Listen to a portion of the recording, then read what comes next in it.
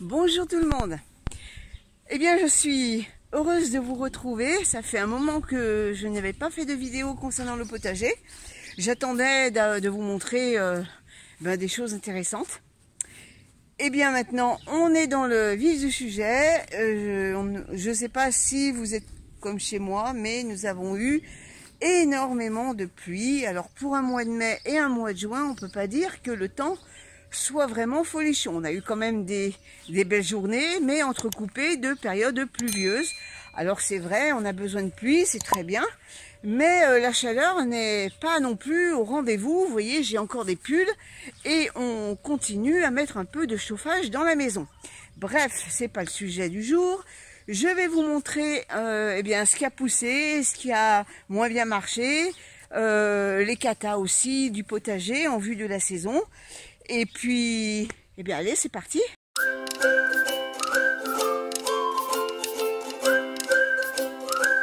Alors, on commence déjà par les tomates. Donc ici, j'ai replanté, comme l'année dernière, les tomates cerises. Je trouve que c'est un endroit qui leur convient parfaitement. Donc voilà, je les ai mis un peu en quinconce. Et puis, ça permettra comme ça aux poules, pendant la saison chaude, on va voir quel temps on va avoir aussi cet été. Eh bien, si jamais les grappes débordent de l'autre côté du grillage, ça leur permettront de grappiller quelques tomates. Eh bien, elles sont déjà en fleurs, regardez. Voilà, j'ai déjà des bouquets de fleurs qui apparaissent sur les tiges. Donc, c'est plutôt pas mal. Hein. Regardez, là, c'est très bien, ça y est, ça démarre. Là, malheureusement, c'est moi qui l'ai cassé involontairement, mais c'est pas grave. Les tomates cerises font pas mal de rejets, donc je m'inquiète pas trop sur son devenir. Donc voilà. Alors j'ai continué à mettre les bidons, bien que en ce moment je n'ai pas besoin de les remplir parce qu'il pleut suffisamment pour irriguer le sol. Mais voilà, on ne sait pas ce qu'on va avoir cet été, donc je préfère mettre en place mon système d'irrigation pour contrecarrer les futures grosses chaleurs qu'on risque d'avoir. Là, vous voyez, là encore, des petites fleurs. Bonjour Madame Poulette. Madame Poulette va bien? Allez, nous continuons ici. Alors là, j'ai mis des tomates pêches. Toutes ces tomates sont issues de mes semis. Ça, ce sont des tomates, des graines de tomates que Stéphane m'avait envoyées. Et vous voyez, elles se développent plutôt bien. Alors par contre, il y a un truc que je ne sais pas. Est-ce qu'il faut les tutorer ou non, les tomates pêches? Je ne sais pas si ce sont comme des tomates, je ne me rappelle plus d'ailleurs, parce que j'en avais planté l'année dernière, mais je ne me rappelle absolument plus ce que j'avais fait. Je ne sais plus si elles ont un port comme les tomates cerises, c'est-à-dire un port buissonnant ne montant pas trop haut, ou si c'est comme les grosses tomates qu'il faut leur mettre un tuteur. Alors, je vous pose cette question, faut-il leur mettre un tuteur ou non? Ensuite, pendant qu'on y est, on va sortir du plan tomates, et là, j'ai semé des haricots verts qui, avec cette pluie, n'ont pas eu de mal à pousser. Alors bien sûr, le service d'ordre est renforcé parce que qui dit pluie dit limaces, et on en a eu quand même une bonne flopée. Donc voilà, j'ai mis des petits granulés bleus pour renforcer la sécurité de mes plants. Ensuite, là j'ai des betteraves, toujours issues de semis, qui ont bien levé. Alors je les sème déjà. Alors d'abord je les sème en terrine. Puis, une fois que ça a levé, sachant que les glomérules font plusieurs plants, je les repique en godets individuels, je les laisse pousser un petit peu et ensuite je les mets en pleine terre. Je mets une rigole de façon à ce que quand il pleut ou quand je dois arroser, l'eau ne parte pas sur les côtés mais reste bien concentrée au pied des plantes. Ensuite, nous allons là-bas.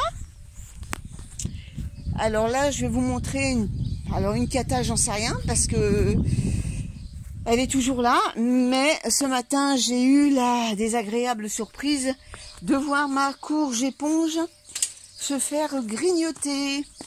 Alors ce matin, j'ai remis un peu des granulés pour essayer de la sauver. Mais bon, j'ai prévu le coup. J'en ai d'autres qui sont en train de pousser en godet. Et je vais en remettre, histoire d'assurer la production. Là, alors contrairement à l'ail que j'ai planté, que vous allez voir de l'autre côté, qui est vraiment une catastrophe, là c'est de l'ail que mon beau-père m'avait donné. Enfin, ce sont des gousses d'ail de sa production précédente. Et il savait pas quoi en faire, donc il nous a donné. Je lui ai dit bon, je les plante et puis on verra bien ce que ça va donner. Ma foi, ils sont jolis, contrairement à ce que vous allez voir de l'autre côté.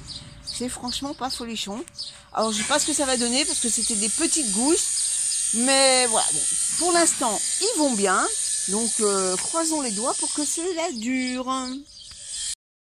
J'en profite, vu que je suis dans le passage, pour vous montrer mon petit coin paradis, mon petit coin biodiversité, mon petit mini sous-bois. Qui se développe d'une façon naturelle. Bon, des fois j'interviens un peu pour éviter de me laisser submerger, notamment par les ronces qui ont tendance à revenir assez régulièrement. Donc je taille dans le vif et puis je ne laisse pas des choses indésirables trop se propager. Mais en dehors de ça, vous voyez, je laisse la végétation se développer, même s'il y a de l'herbe sauvage, c'est pas grave, du moment qu'elle ne me gêne pas. Vous voyez là, il y a Madame Laminette qui c'est son coin préféré, car ici il y a une plante qu'elle adore grignoter. Et là, elle aime bien régulièrement faire son petit temps de repos. On va pas te déranger, Minette, on va juste passer à côté. Donc j'avais planté tout ça il y a une vingtaine d'années à peu près. Et voilà, voilà à quoi ça ressemble. Donc il y a un peu de tout. Il y a des rosiers, il y a du sauvage, il y a... C'est un méli-mélo de plantes. J'ai même un laurier sauce qui a poussé tout seul. Alors moi j'ai rien. Je ne suis même pas intervenue là-dedans, dans sa culture. Il est venu et puis voilà, il a commencé à pousser au milieu du rosier. Alors on me dit à chaque fois, oui mais le rosier il aime avoir les pieds au frais et la tête au soleil. Eh bien, force de constater que celui-là est quand même à l'ombre, puisqu'il est sous le bouleau, et on va dire qu'il est plutôt à l'ombre. Et ça ne l'empêche pas de fleurir pour autant, ainsi que celui-là.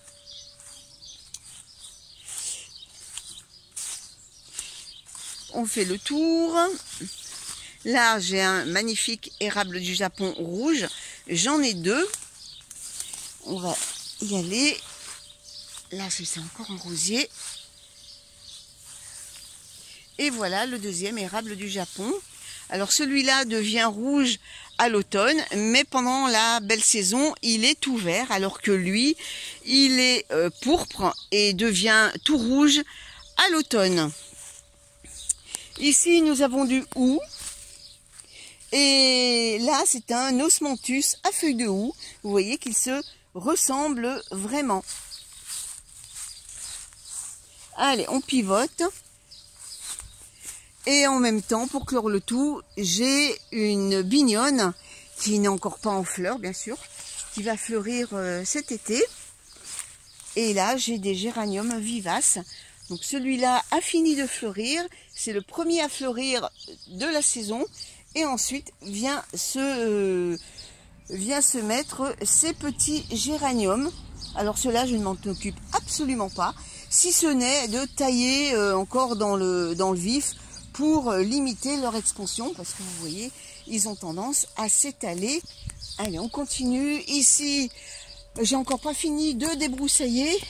Comme je vous dis, avec la pluie, il y a eu ça pousse, et pas forcément ce qui nous intéresse. Là, j'ai des mufliers à gueule de loup.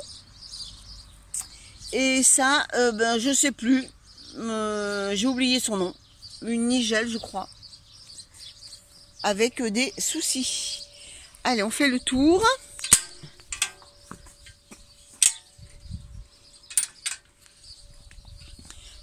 Alors, nous sommes sur la terrasse et nous allons rejoindre le potager. Alors ici, j'ai encore un rosier. Bon, j'ai pas coupé les fleurs fanées, il faut que je le fasse. Vous voyez, il y a un bouton ici et un bouton et une rose ici. Là, encore un rosier. Nous avons ici de la lavande avec une bourrache. Alors la bourrache, j'en avais de partout, donc je l'ai supprimée. Mais malgré tout, j'en ai quand même gardé un pied que j'ai mis ici, parce que la bourrache est une excellente plante pour les pollinisateurs. Ici, nous avons de la santoline avec un rosier. Allez, nous partons au potager. Alors, nous avons les pommes de terre qui se sont très bien développées. Elles sont en fleurs. Et j'ai commencé à grappiller un peu la terre pour voir. Et j'ai pu m'apercevoir que les premières pommes de terre étaient en train de se former. Donc, on va attendre un petit peu. Ah, il y a un liseron qui est en train de pousser. Donc, lui, il va sauter parce que lui, il fournit rien du tout. Donc, il gicle. Voilà, donc les pommes de terre ici. À côté des pommes de terre, j'ai fait un petit rang de salade, de la rouge grenobloise. Alors, un truc qui n'a pas marché, j'ai ressemé, j'ai fait 2 semis différents et toujours rien fonctionné. C'est le persil. Vous voyez là où j'ai mis un grillage, et bien c'est là où j'avais semé du persil et bien rien. Donc, j'ai ressemé ce même persil en godet, je vous montrerai, et puis comme ça je planterai les mottes à la place. Là nous avons les courges spaghetti qui commencent à fleurir.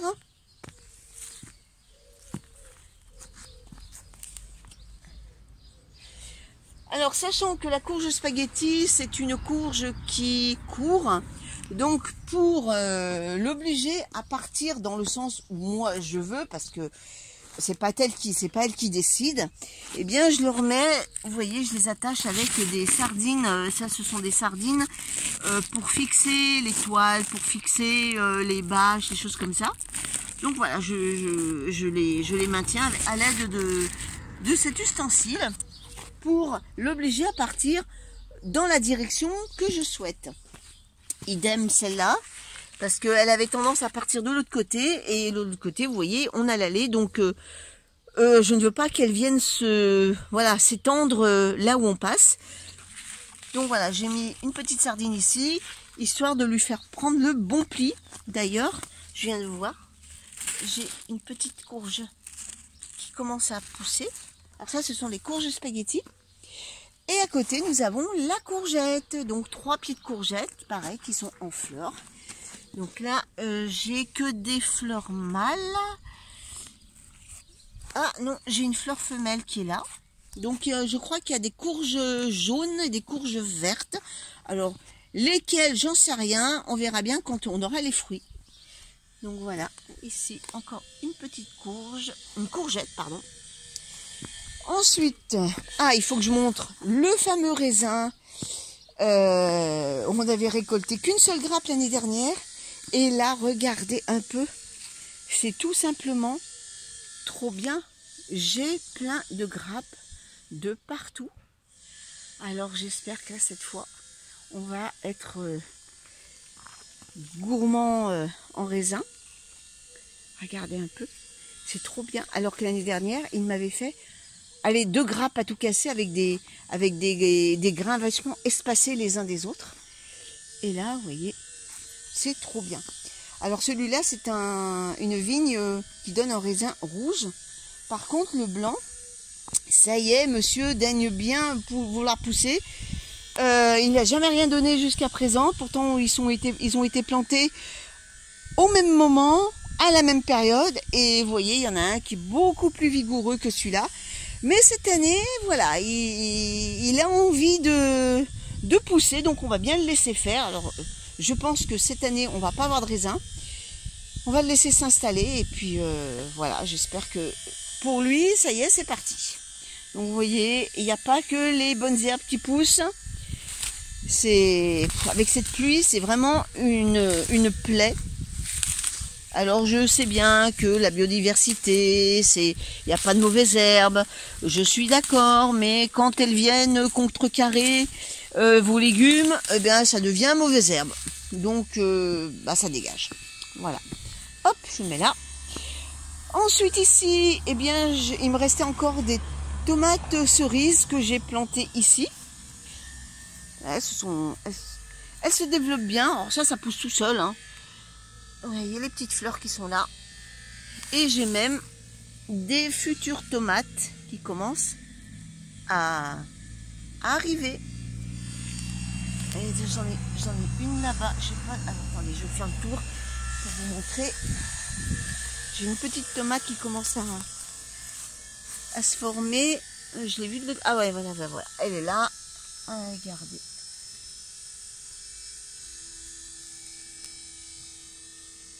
Voilà, la voilà. Alors, voilà la cata de l'ail. Vous voyez comme il est beau? Avec toute cette pluie, franchement, il est horrible. J'en ai arraché quelques pieds. J'ai mis des tomates qui me restaient, des tomates charbonnières du Berry à la place. Les plus jolis pieds, je les ai gardés. Je verrai bien ce que ça va donner. Mais franchement, cette année, ils sont vraiment horribles.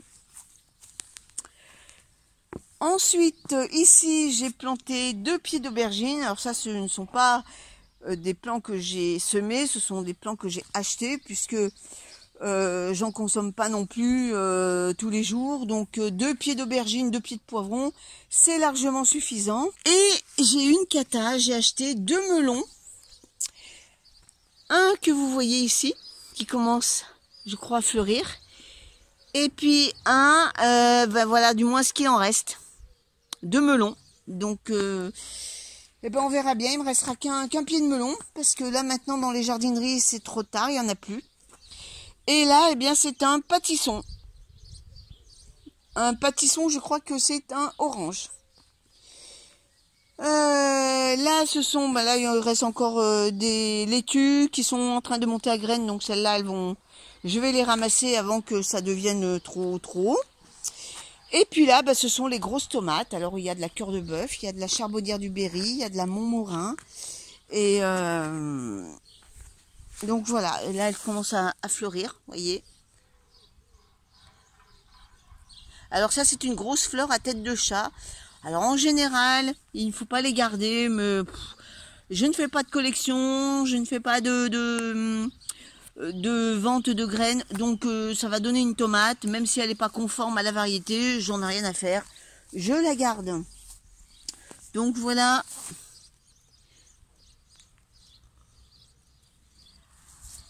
Les tomates qui sont en train de pousser. Et à côté des pieds de tomates, j'ai mis 2 pieds de blettes qui sont ici. J'ai fait un semis de poireaux en pleine terre. Jusqu'à présent, je les faisais dans des grands pots. Mais là, j'ai dit, allez, on va limiter le terreau qu'on achète et on va les semer en pleine terre.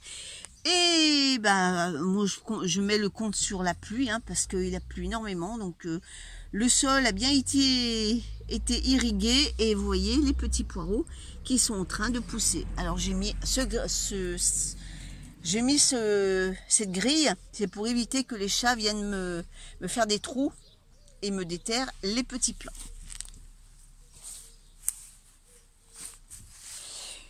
Ce matin, j'ai vraiment déblayé le coin des aromatiques parce qu'il y avait de l'herbe de partout, on les voyait plus. Donc j'ai bien dégagé le truc. Donc j'ai du romarin, j'ai du thym qui est ici. Là, c'est de la verveine citron. Elles sont super bons. Et ça c'est de la ciboulette. Et là, c'est de la marjolaine. Alors ça, si vous en avez, n'hésitez pas à tailler dedans parce que c'est vraiment expansif et ça prend vraiment du volume. Là, nous avons la mélanchier. Bon, là, je ne les ramasse plus parce que je ne fais plus de confiture. On n'est plus que tous les deux.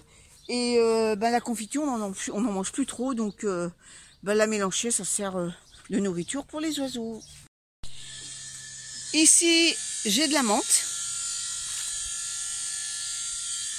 Et derrière, nous avons tout un parterre de fraises. Alors cette année, comme l'année dernière, on profite bien des fraises. Tous les jours, j'en ramasse. Vous voyez, j'en ai encore sur pied. Là, ce matin, j'ai fait une petite cueillette. D'ailleurs, la dernière récolte, eh bien, les voilà. Donc, au niveau des semis, qu'est-ce que j'ai fait? Là, c'est un semis de betterave qui est en train de lever.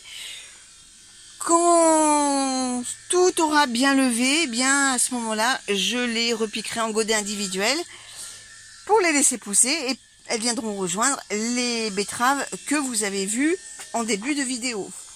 Ici, j'ai du basilic qui est en train de pousser. J'attends qu'il soit un peu plus haut pour le planter en pleine terre. Eh bien, tout simplement pour éviter que les limaces viennent me le manger.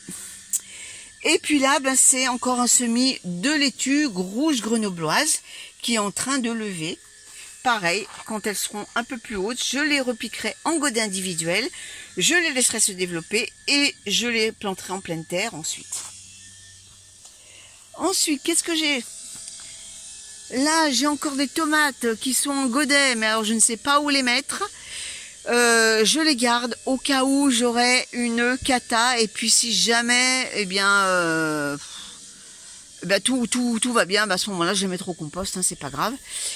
Voilà, là c'est ma courge éponge, vous voyez, celle-là elle commence à bien se développer, donc je vais attendre qu'elle soit un peu plus haute, et puis, bien, j'irai les planter dans le petit coin, là où la courge éponge s'est fait grignoter. Ici, c'est un semis de blettes. Alors, j'en ai planté que 2. Je les garde. Il y en a qui se sont fait grignoter. Mais ça, bon, c'est pas grave. Je sais pas ce que je vais en faire. Si je vais en mettre ou pas, je sais pas. Bon, on verra. Pour l'instant, elles sont là.